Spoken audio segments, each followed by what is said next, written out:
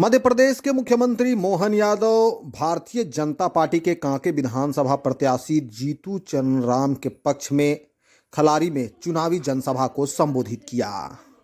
खलारी पहुंचने पर मुख्यमंत्री मोहन यादव का रांची सांसद संजय सेठ, विधायक समरीलाल और प्रत्याशी जीतू राम ने स्वागत किया। इसके द्वारा मंच पर खलारी मंडल के कार्यकर्ताओं के द्वारा भी उनका अंगवस्त्र देकर और पगड़ी पहनाकर उनका स्वागत किया गया।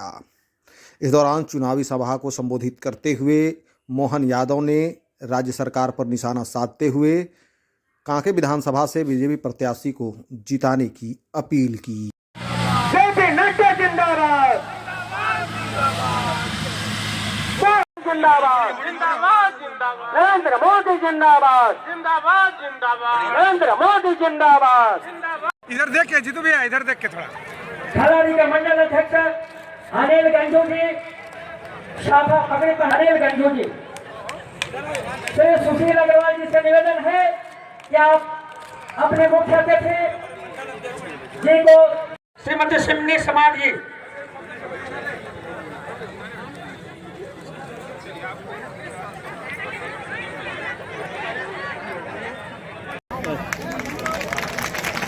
डॉक्टर मोहन यादव जिंदाबाद, डॉक्टर मोहन यादव जिंदाबाद, रक्षा राज्य मंत्री। बाबा महाकाल की नगरी से आता हूं और आने के साथ मुझे यहाँ मालूम पड़ा है कि पहाड़ी बाबा भी बाबा महाकाल का ही रूप है। तो बोलिए पहाड़ी बाबा महादेव की और महाकाल महाराज की। आज के इस चुनाव में जो सबसे बड़ी बात, जिस बात को विस्तार से सुरेश सेठ जी ने रखा, मैं संजय सेठ जी, मेरे यहाँ एक सुरेश सेठ मेरे मित्र है, वो भी ऐसे जुझारू नेता है, तो मुझे तो लगा कि मेरा बिछड़ा भाई मिल गया। क्या जोरदार ताली बजाओ आपके सांसद जी के लिए। दिल से बात ऐसी निकल रही है कि तलवार से खटाखट हो रही विदेश वालों की। उनकी जितनी भी षड्यंत्र है, ये मित्रों, कांग्रेस, झारखंड मुक्ति मोर्चा, ये जो दिखने के लोग हैं, असली में इनके पीछे कई और लोग हैं। इनकी सरकार, इनकी सत्ता केवल झूठ बोलने के लिए। अभी मैं आया था, आने के बाद मैं देख रहा था, तो आते बहनों ने आरती उतारी, तिलक लगाया। आपने दिवाली मनाई, किस किस ने मनाई दिवाली, बताना हाथ खड़े करके। मैं आपको डरा नहीं रहा हूं, लेकिन ये बात सही है, आप अंदाज लगा लेना। ये चुनाव इस बात का है कि हम अपने देवी देवताओं की पूजा, ये होली दिवाली आगे मनाना कि नहीं मनाना, ये घुसपैठे आएंगे और हम देखो बांग्लादेश के अंदर क्या हाल हुए, जो हाल वहां होने वाले ये यहां कराने वाले दुर्भाग्यशाली रूप से। ये कांग्रेस और उनके चट्टे बट्टे, एक भी व्यक्ति के मुंह से नहीं निकला कि वहां अपने हिंदुओं का नरसंहार हो रहा है। इनको हिंदुओं को बचाना चाहिए, क्योंकि वोट के भूखे ये इन प्रकार कुर्सी पकड़ो, केवल सत्ता पकड़ो, सब भूल जाओ। इसलिए लगातार वो सारे षड्यंत्र कर रहे हैं, जिसके कारण से मैंने अभी आते ही बात कही।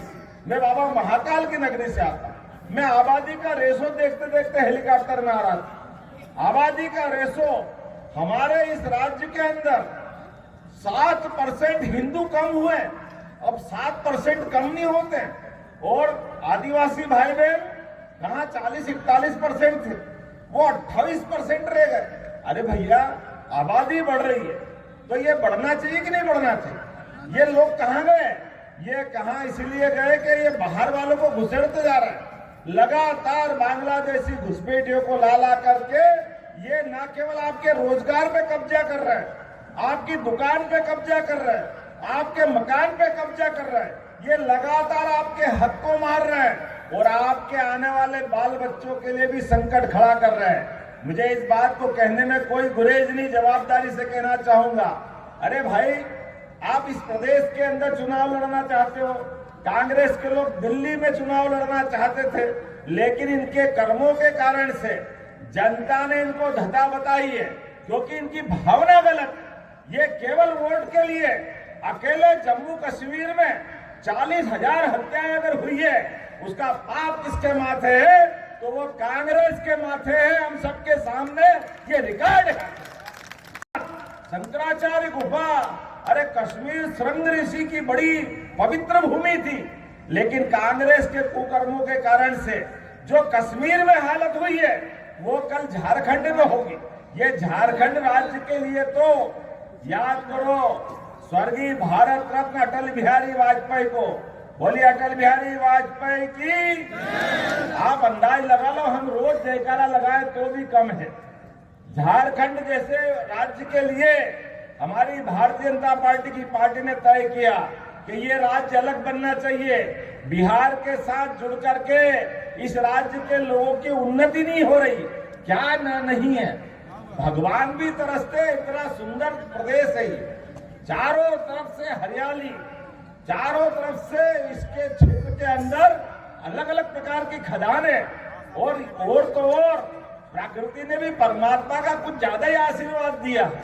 लेकिन ये सब करने के बाद अटल जी ने जब राज्य बनाया था और राज्य बनाने के टाइम घोषणा की थी, ये राज्य भारत के सभी राज्यों में सबसे नंबर 1 का राज्य होगा, ये अटल जी ने कहा था।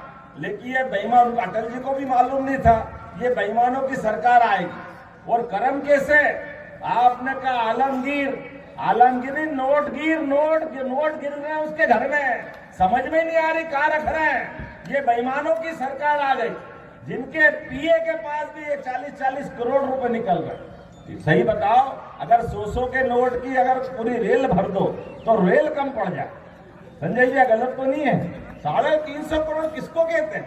हमारे बाल बच्चों का पेट काट कर ये सारे के सारे मेहनत करने वाले लोग अपने खून को पसीना कर रहे हैं, और ये बेईमान इनको लूट के ले जा रहा है। ये चुनाव ईमानदारी और बेईमानी के बीच का है। ये चुनाव भाजपा कांग्रेस का नहीं है, ये चुनाव हेमंत सोरेन और भाजपा का नहीं है, ये बेईमानी और ईमानदारी का है। एक तरफ बेईमान है और बेईमानी का नमूना आपको मालूम है। व्यवस्था है, मैं सभी से आग्रह करूंगा। इसको किस रूप में देखते हैं?